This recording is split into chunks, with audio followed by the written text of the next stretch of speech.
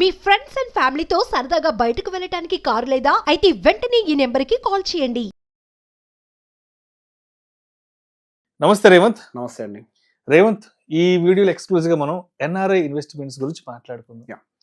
చాలా మంది ఎన్ఆర్ఐలు ఏం చేస్తున్నారంటే ఈ మధ్య కాలంలో ఇండియాలో రియల్ ఎస్టేట్ లో పెద్ద మొత్తంలో ఇన్వెస్ట్ చేస్తున్నారు. అవునండి. ఆ ఇన్వెస్ట్మెంట్ మోడ్ ఎలా ఉంటుందంటే చాలా మంది ఊర్లో ఉన్న వాళ్ళ పేరెంట్స్ పేరు పైన ఊర్లో వ్యవసాయ పొలాలు కొనడం, లేదంటే ఎక్కడైనా ఖాళీ జాగాలు కొనిపెట్టడం, ఈ విధంగా కొంతమంది ఇన్వెస్ట్ చేస్తుంటారు. అవును. ఇంకొంతమంది ఏం చేస్తుంటారంటే పెద్ద పెద్ద సిటీల్లో ఈ గేటెడ్ కమ్యూనిటీస్ లో విల్లాస్ కొనుక్కోవడం, అవును. ఇంకేదైనా పెద్ద పెద్ద హై రైజ్ అపార్ట్మెంట్స్ లో ఒక 5 కోట్లు 10 కోట్లు పెట్టి ఫ్లాట్లు కొనడం చేస్తుంటారు. అవును.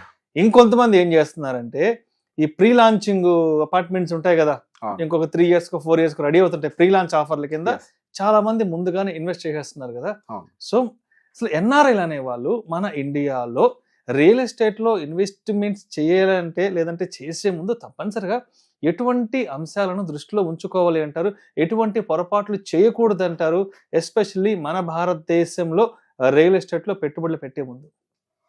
ఈ ప్రపంచంలోనే మోస్ట్ అన్రెగ్యులేటెడ్ సెగ్మెంట్ ఏదైనా ఉంది అని అంటే అది Indian real estate. Indian real estate, yes, అవును. అది మోస్ట్ అన్రెగ్యులేటెడ్.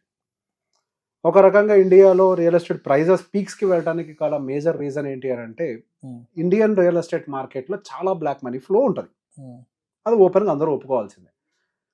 సో ఈ పార్ట్ని ఒకసారి పక్కకు పెట్టి మళ్ళీ తీసుకొని అతికిస్తాను. జస్ట్ కీప్ దిస్, ఈ పాయింట్ని గుర్తుపెట్టుకోవాలి ఫస్ట్.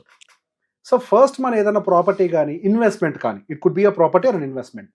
సో అది ఎన్ఆర్ఎస్ విషయంలోకి వచ్చేసరికి మీరు ఇన్వెస్ట్మెంట్ చేసేటప్పుడు ఎందుకు చేస్తున్నారు అనే ప్రశ్న ఫస్ట్ మీకు రావాలి. చేసేటప్పుడు ఏం చేస్తారు? వెల్త్ క్రియేషన్ అని చేస్తారు చాలా మంది. పొలం ఎందుకు కొంటారు? వాళ్ళు వెళ్ళి అక్కడేం వ్యవసాయం చేయరు ప్రాక్టికల్లీ. పొలం ఎందుకు కొంటారు? ఇన్వెస్ట్మెంట్ పాయింట్ ఆఫ్ వ్యూలో చేస్తారు. ఇక్కడ ఇంకొక వైపు ఏం జరుగుతూ ఉంటుంది, పిల్లల్ని మాత్రం మనకి అక్కడ ఉన్న కంట్రీస్లో కంటూ ఉంటారు, లేకపోతే అట్లీస్ట్ వాళ్ళకి అక్కడ సిటిజన్షిప్ వచ్చేదాకా. ఇట్ కుడ్ బి యుఎస్ అనే కాదు, ఇప్పుడు మనకి యూకే అవ్వచ్చు, ఆస్ట్రేలియా, కెనడా, ఆస్ట్రేలియా అవ్వచ్చు, ఇట్లా రకరకాల ఏ కంట్రీస్ అని అవ్వచ్చు. కొన్ని కంట్రీస్లో అయితే కొన్ని సంవత్సరాలు ఉంటే వాళ్ళకి సిటిజన్షిప్ వచ్చేస్తూ ఉంటుంది, పిల్లలకి సిటిజన్షిప్ వచ్చేస్తూ ఉంటుంది, అన్నీ వచ్చేస్తూ ఉంటాయి. సో బేసిక్గా మీరు కొనేటప్పుడు ఏ పర్స్పెక్టివ్లో కొంటున్నారు? వెల్త్ క్రియేషన్ పాయింట్ ఆఫ్ వ్యూలో మీరు రియల్ ఎస్టేట్ కొంటున్నారని అనుకుందాం. కొంటే ఏం చేస్తారు? మీ పేరెంట్స్ అకౌంట్లోనే ఎవరో అకౌంట్లోకి డబ్బులు గిఫ్ట్ కింద ట్రాన్స్ఫర్ చేసి వాళ్ళ పేరు మీద మీరు ఒక పొలాన్ని కొంటారు. ఆ పొలంలో మీరు వ్యవసాయం చేస్తారా? Point number 1. పాయింట్ నెంబర్ 2, మీకు నిజంగా వెల్త్ క్రియేషన్ పర్స్పెక్టివ్ కనుక మీరు అది కొంటే అగ్రికల్చరల్ రియల్ ఎస్టేట్ ఎంత సిఏజిఆర్తో గ్రో అవుతుంది? ఇది కదా మనం ఆలోచించాల్సింది.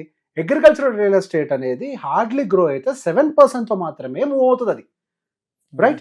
సో అగ్రికల్చరల్ రియల్ ఎస్టేట్లో మీరు ఇన్వెస్ట్ చేయడం వల్ల ఇండియన్ ఇన్ఫ్లేషన్ కనీసం బీట్ చేస్తున్నారా? అది కూడా బీట్ చేయట్లేదు కదా. So what is the point? ఏం వెల్త్ని క్రియేట్ చేస్తున్నాం అక్కడ కొంటున్నాము.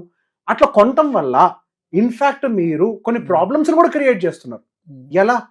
మీరు ఇక డబ్బులు తీసుకొచ్చి ఒక బయింగ్ ప్రెషర్ని క్రియేట్ చేస్తున్నారు, అంటే డిమాండ్ని క్రియేట్ చేస్తున్నారు. డిమాండ్ క్రియేట్ అయిన చోట ఏమవుతుంది? ప్రైజింగ్ అనేది పైకి వెళ్తుంది. యా కదా. వ్యవసాయ భూములు ప్రైజింగ్లు పైకి వెళ్ళడం మంచిదా చెడా? ఆబ్వియస్ గా రైతుకు చెడు విషయం అది. ఇప్పుడు వ్యవసాయ భూమి యొక్క అవసరం ఎవరికి ఉంటుంది? వ్యవసాయం చేసుకునేవాడికి ఉంటుంది, రైట్? మనము ఏదో వెల్త్ క్రియేట్ చేస్తున్నాం. నిజంగా వెల్త్ క్రియేట్ అవుతుంది అని మీరు పెట్టుబడి పెడితే నిజమే, ప్రాబ్లం లేదు. కానీ అనుకోని ఏదైతే చేస్తున్నారో అది యాక్చువల్గా ఎంత గ్రో అవుతుంది అంటే 7% మాత్రమే గ్రో అవుతుంది. కాబట్టి మీరు అనుకునేటువంటి రియల్ వెల్త్ అనేది ఇక్కడ క్రియేట్ కాదు. ఇది పాయింట్ నెంబర్ 1. నెంబర్ 2, మీరు కొనేటప్పుడు అగ్రికల్చరల్ ల్యాండ్స్ కొనేటప్పుడు గట్టిగా మాట్లాడితే 10% మాత్రమే ఆన్లైన్ చేస్తారు, మిగతా అంతా క్యాష్ ఇస్తారు. అంటే మీరు కష్టపడి అక్కడ ట్యాక్స్ పే చేసినటువంటి డబ్బుల్ని ఇండియాకి పంపించి మీకు మీరే బ్లాక్గా కన్వర్ట్ చేసేశారు. మీరు ఇండియా నుంచి మళ్ళీ వెనక్కి తీసుకెళ్ళేటప్పుడు ఏం చేస్తారు? బ్లాక్ని వైట్కి ఎట్లా కన్వర్ట్ చేస్తారు?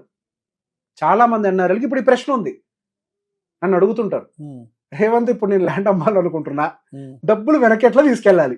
అది మెయిన్. ఇండియాలో ఉన్న ప్రాపర్టీస్ ని అమ్మినప్పుడు ఆ డబ్బులు ఎలా పట్టుకెళ్ళాలి మళ్ళీ ఫారిన్ కి? అది చాలా పెద్ద $1 million, చాలా పెద్ద ప్రశ్న అది. ఇప్పుడు వైట్ మనీ అనుకోండి, ఎస్, దాని కొన్ని రెస్ట్రిక్షన్స్ ఉన్నాయి. $2.5 లక్షలు మీరు ఏదంతా కొంత తీసుకొని వెళ్ళొచ్చు. కానీ అదే బ్లాక్ అయితే వైట్ కింద ఎట్లా కన్వర్ట్ చేస్తారు? చాలా హ్యూజ్ అమౌంట్. ఇండియా దాటి వేరే దేశానికి వెళ్తుంది, ఆడిట్ పడదా? మీకు నోటీస్ రాదా? మీకు ప్రాబ్లం క్రియేట్ అవ్వదా? మీరు ఇండియా వచ్చేస్తారు అని కొంతమంది అనుకొని స్టార్ట్ చేస్తారు. నేను చాలా మంది లైఫ్ స్టైల్లో నేను అబ్జర్వ్ చేసింది, పిల్లలకు ఒకసారి అక్కడ సిటిజన్షిప్ వచ్చిన తర్వాత చాలా కంట్రీస్ లో అయితే ఎడ్యుకేషన్ ఫ్రీ. నేను నిన్న మొన్న ఆస్ట్రేలియన్ క్లయింట్ కాదు యూకే క్లయింట్ తో మాట్లాడాను. అతను అదే చెప్పాడు, నేను ఇండియా వస్తా కానీ నా కొడుక్కి అక్కడ ఆ యూకేలో ఎడ్యుకేషన్ ఫ్రీ, యూజీ ఫ్రీ. నేను ఫైనాన్షియల్ ప్లానింగ్ చేసేటప్పుడు సార్ ఇప్పుడు చైల్డ్ ఎడ్యుకేషన్ ప్లానింగ్ అని చేస్తూ ఉంటాం. చైల్డ్ ఎడ్యుకేషన్ ప్లానింగ్ చేసేటప్పుడు ఆయన ఇండియా వద్దామని అనుకుంటున్నారు. సార్ అసలు యూజీకి ప్లానింగ్ చేయొద్దు సార్ అన్నారు. ఎందుకు? ఆ కొడుకు ఇక్కడ ఉన్నాడు సార్, వాడు సిటిజన్, అక్కడికి పోతే ఫ్రీ ఎడ్యుకేషన్ వాడికి, ఇక్కడ ఎందుకు సార్ నేను 2 కోట్లు పెట్టాలి, మరి అక్కడ నాకు మంచి క్వాలిటీ ఎడ్యుకేషన్ దొరుకుతుంది, రైట్? అంటే మీ పిల్లల భవిష్యత్ ఎక్కడుంది?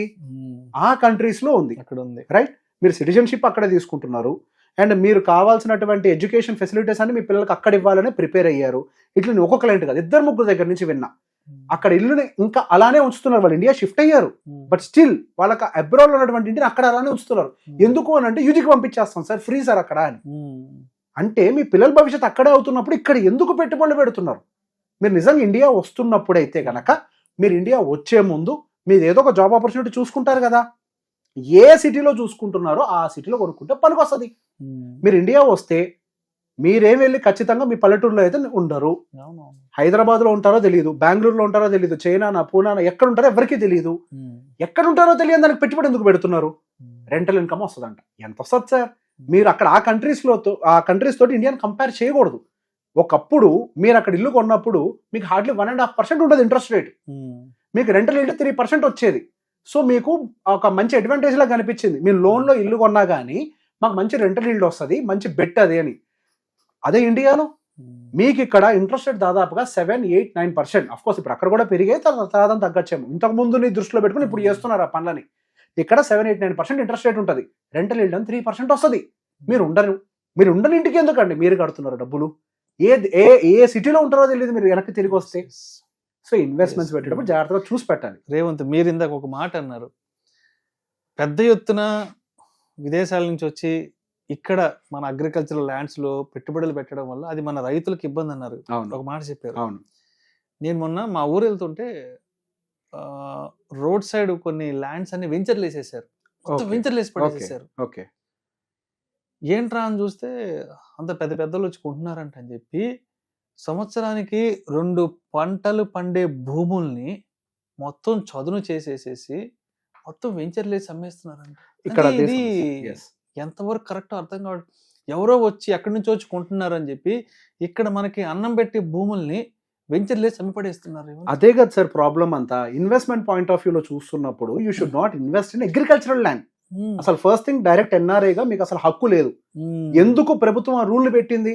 వ్యవసాయ భూముల్లో మీరు పెట్టుబడులు పెట్టకూడదు అని. చిన్న లాజిక్.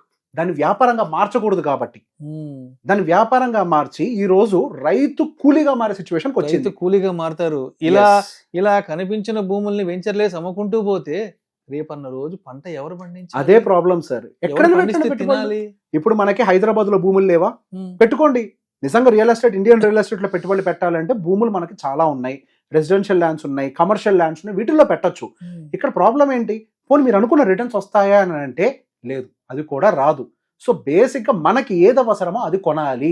ఇప్పటి వరకు మా తాతలు వాళ్ళ తాతలు అందరూ వ్యవసాయ భూములే కొన్నారు కదా, మేము కూడా అయ్యే కొంటాము అని అంటే ఆ రోజు వ్యవసాయ భూములే మనకి జీవనాధారంగా ఉండేది.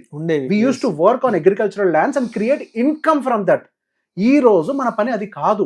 మన పని కాని దాంట్లో మనం పెట్టుబడులు పెట్టడంలో ఏమైనా లాజిక్ ఉందా? ఎస్, వెల్త్ క్రియేషన్ కోసం మీరు రెసిడెన్షియల్ ఆర్ కమర్షియల్ ల్యాండ్స్ ను కొనండి.